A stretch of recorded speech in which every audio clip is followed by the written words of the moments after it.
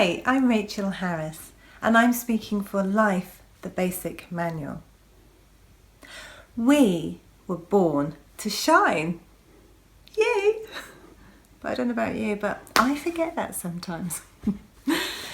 And we all have a light inside of us, and our soul never gives up. So no matter what is going on in our lives, no matter what we're telling ourselves about what is going on in our lives, no matter about what other people are saying about our life and how we show up in it, we all have a light. We all have a soul, a light that shines so brightly. And we get to choose. We can crank that light up so brightly and shine, or we can turn it down, right? We can even ignore it for a while, but we can never extinguish it because it comes with us. It is us. It's our true essence. Each and every one of us has a direct connection to the universe, source, goddess, God, whatever you choose to call it, and it doesn't matter what you choose to call it. And we all have our intuition, inspiration, and a whole team of guides, angels, departed loved ones, or whoever according to your own beliefs, who are around us constantly, helping us, giving us signs and messages so that we can follow our soul, follow our intuition, and live the life we want to live. So there I was one day having a fantastic life. I was 7, everything was perfect, and then one day my mum told me something, and I was there in her bedroom because I used to like to go and watch her get ready to go out in the evening, and I remember it so well. My little legs were swinging off the end of the bed and I'm watching her doing her makeup, and I'm looking around the bedroom, and there was a photograph of my mum pushing my brother in like this toy cart thing. So I said, "Mummy, how old is Mike, my brother, in this photograph?" She's doing her makeup, she looks around, she goes, "Darling, well, he's about 4. Okay, so I'm trying to work out the math. My little brain was going, "Mummy, does that mean that I was in there?" And I pointed to her tummy. And she said, "Well, darling, actually you weren't in there because you're adopted. Your mummy couldn't look after you the way that she wanted you to be looked after. So she gave you to Daddy and I to look after, and we love you so very, very much." Oh, I was 7. It doesn't really mean very much at 7. But you know what? From that day on, there started a little story. And the story started off with, well, why didn't my mummy want me? What's wrong with me?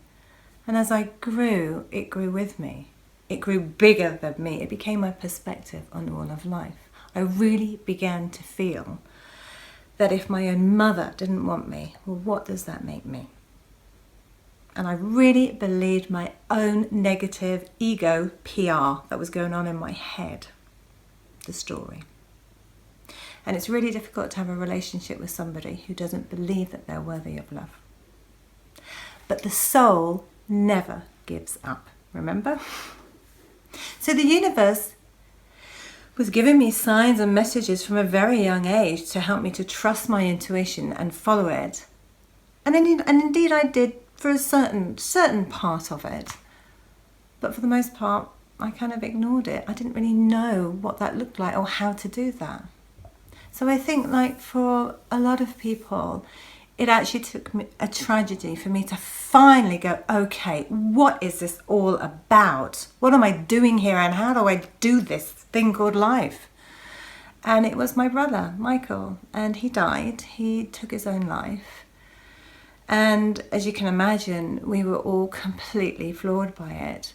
And the only way that I could cope with it at the time was to drink. I drank to forget that pain, that real pain, physical pain that was there. And I also drank to remember him. It was a paradox. It was the only way that I could actually talk about him.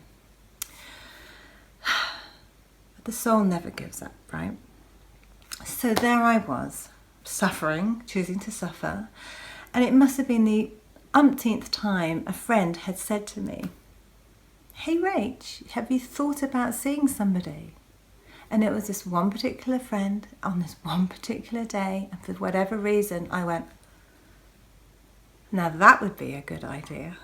And of course, because this is how the universe works, it was literally within a week of that happening. And I happened to find myself at the doctor's, as you do, and I'm waiting there in the waiting room. And right in front of me was a poster on the wall, and it read, "Have you lost somebody recently?" And I was like, "He's talking to me." "Are you finding it difficult to cope?" And I was like, "Yeah." "Then call this number." And it was a bereavement counselling. And through that I met Bella.